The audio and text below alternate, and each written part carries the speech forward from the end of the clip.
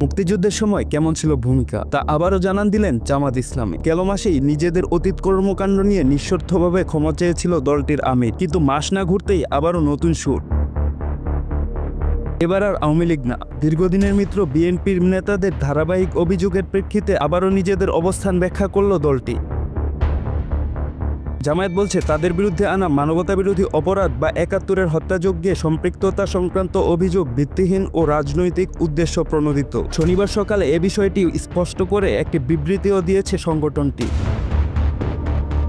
এর আগে ১ নভেম্বর জাতীয় প্রেসক্লাবে একটি অনুষ্ঠানে বিএনপি নেতা মোয়াজ্জেম হোসেন আলাল বলেন, ৭১-এর গণহত্যা, ধর্ষণ ও নারকীয় হত্যাযজ্ঞের কারণে জামায়াতে ইসলামীকেও নিষিদ্ধ করতে হবে।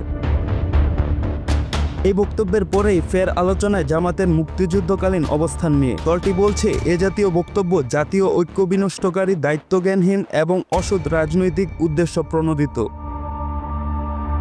দলটি এই বক্তব্যকে উস্কানিমূলক বলে মন্তব্য করেন, বলেন এই বক্তব্য রাজনৈতিক শিষ্টাচার ও জুলাইয়ের ছাত্র জনতার গণঅভ্যুত্থানের আকাঙ্ক্ষার পরিপন্থী।